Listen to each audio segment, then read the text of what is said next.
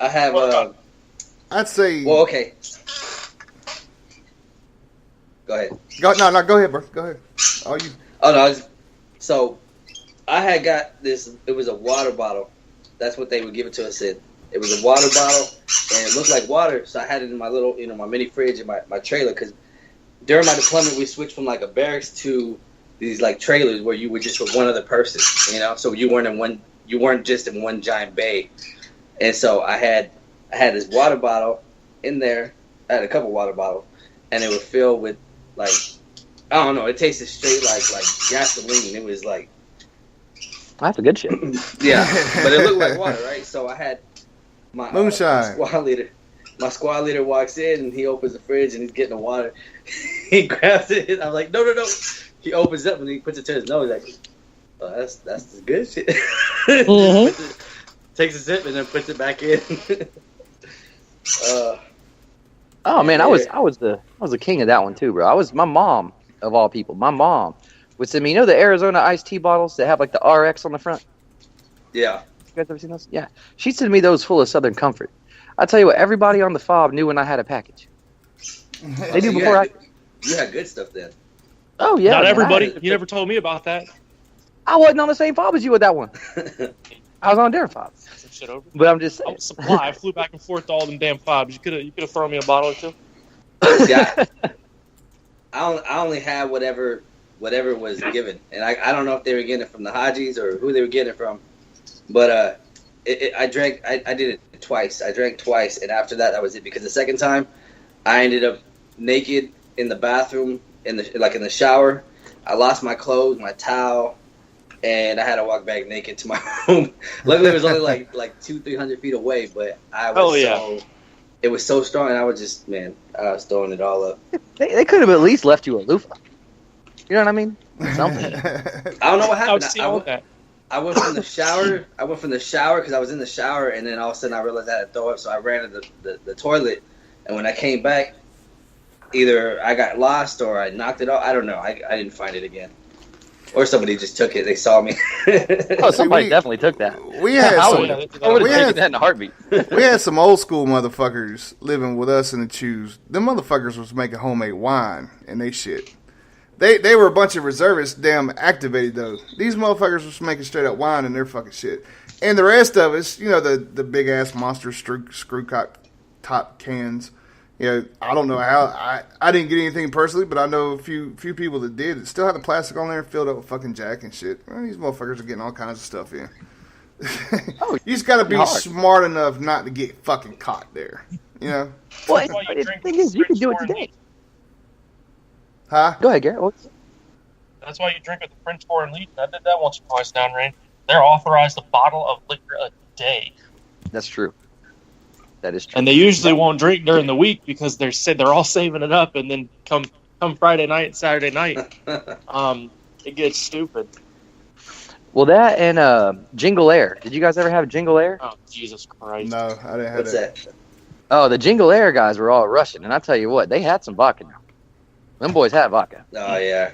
Yeah, they actually had to stop. They actually had to stop flying packs when we were down there. They were no longer authorized to fly personnel because they didn't like it when they were up in the air in this shitty old fucking 1970s Puma helicopter, while the pilot and the co-pilot and the crew chief and all the crew members are taking shots of vodka, 5,000 feet up.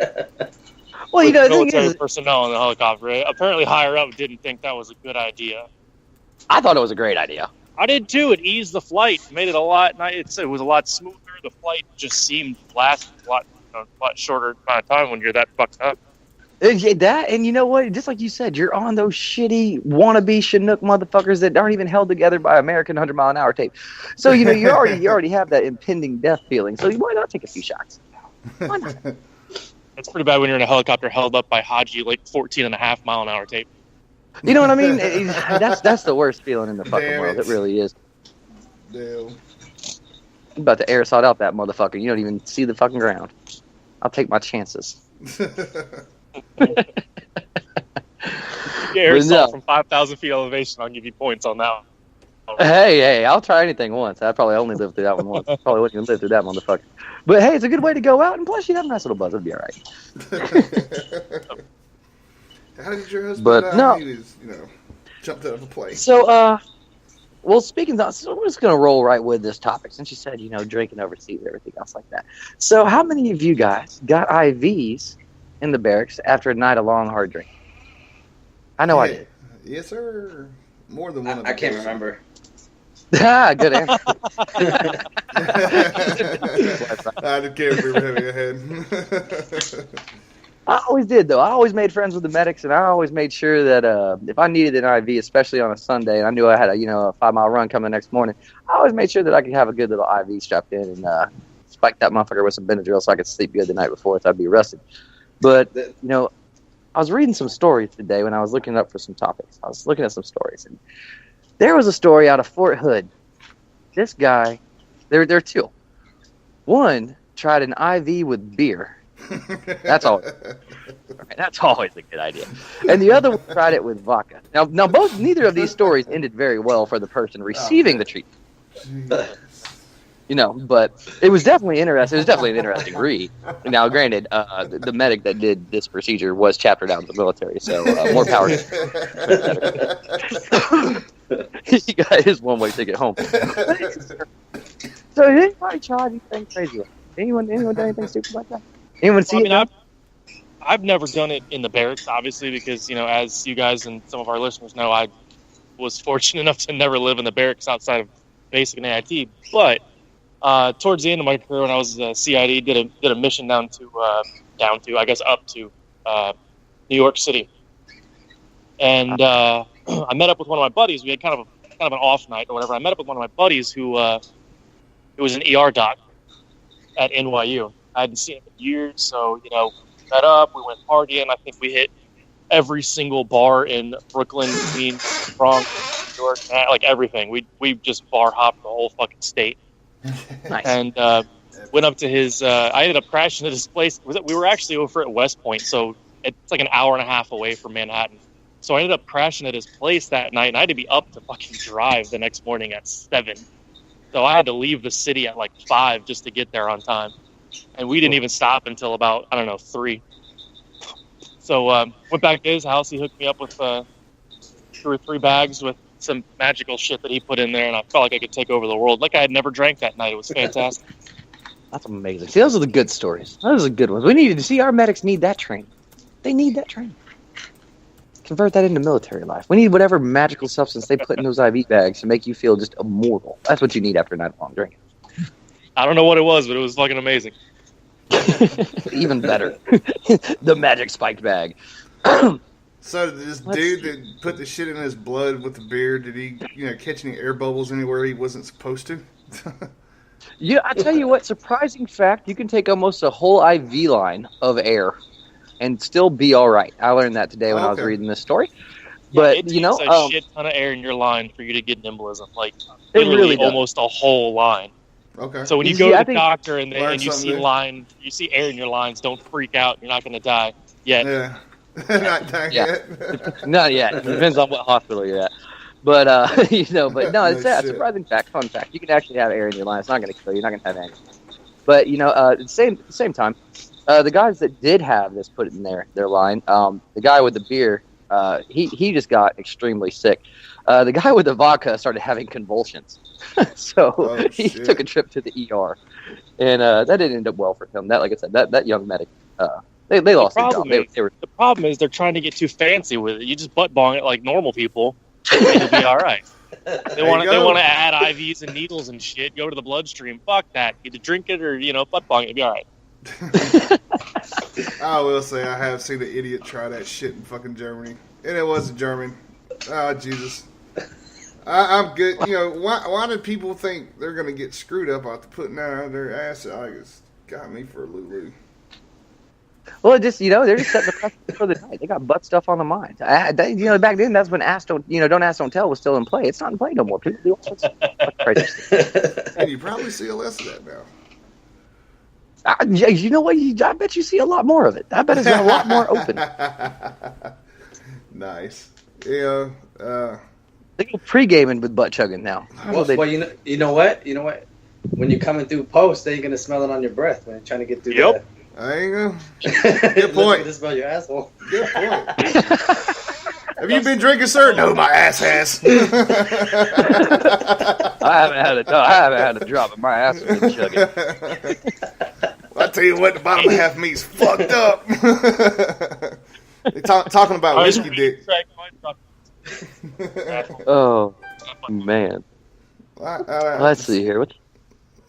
What's another good one? Fireworks in the barracks. Fireworks in the barracks. Any of you guys have any experience with that? I know I did. Fireworks in the barracks. Oh wow. No.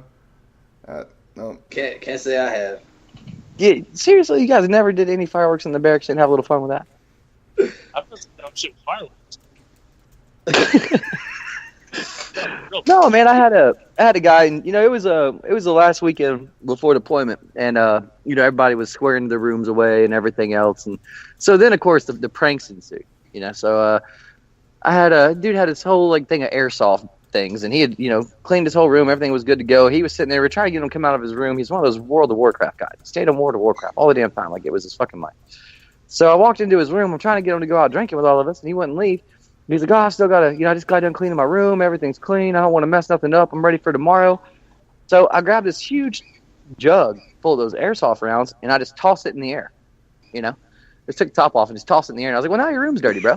You got something to do in the morning. You can go out drinking with us. And he got a little mad about that. And so he picked all those motherfuckers up, and then he dumped a thing of motor oil on them. He went around the barracks, opened my window to my barracks room. I had a first floor room. Opened the window and threw those motherfuckers all over my floor. Dude, they hit everything, and it was covered in motor oil. It was a fucking mess. And so in retaliation, I had like 2 grosses of bottle rockets left.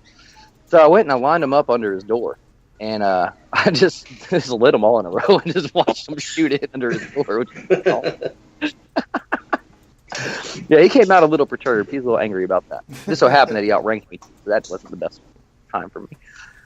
But it was pretty fucking funny. Not gonna lie. We did that. Whose shit did you set What off? other I wonder whose shit got set off during that shit. You got people that's got PTS in the barracks. So you can imagine how many people came out just raising immortal hell. Oh yeah, it was bad. Don't get me wrong, it was bad. I mean, it was funny, but it was bad. There were complaints made. Let's just put it like that. The only thing I ever did with fireworks was before I was even in the military. I mean, the stupid shit with fireworks. I had found something online about a little recipe for a little M80 that you can make using the black powder out of. You can buy at the gun store, or you can go to a hobby shop and get the model rocket engines. Use that black powder in there. Well, I'm going through this recipe, and it says, it's talking about rolling up paper and making it really small. And at the very bottom of the recipe, it says this is not intended for and will not work on a large scale. So obviously, I took that as a challenge, and I made that bitch work on a large scale. So I went to Lowe's and I got some PVC pipe that was internally threaded on both sides. Packed that bitch full. Long story short, I ended up setting that thing off behind my old apartment complex in an old soccer field that was closed down. Ended up making a crater about 3 feet deep and 4 or 5 feet wide. Couldn't hear for a good 6 hours. So it went off, and I was like, shit, that was really fucking loud. Got all my shit in the car, got back to the apartment. And probably about 20 minutes later, the law was walking around the complex, knocking on everybody's door, asking if they heard anything. So knocks on my door, and I can't hear a word he's fucking saying. It's like Charlie Brown, the teacher, like wonk, wonk, wonk, wonk, the whole 9 yards with that annoying ass little buzzing in the background. So I told him, I was like, I'm really sorry, I'm hard of hearing. I'm working on getting my new hearing aids, blah blah blah. Go and get a piece of paper. I'm writing shit down. He's like, oh yeah, it's fine. I was like, yeah, I didn't hear anything. If I see anything, I'll let you know. Awesome, yeah, thanks a lot, man. Have a good day, be safe. And he left. Scared me shitless. Oh, I bet. Thought I was gonna be put on like the no-fly list or something, man. Wow. Oh man, no, there were some good. We had some good ones, man, with fireworks in the barracks. All of them, of course, ended well for the people that did them, except for Except for me in that instance, because no one actually snitched me out, which was good. I thought I was done for sure. Even the guy that I did it to, he didn't snitch me out. He said some idiot did it, which was a fair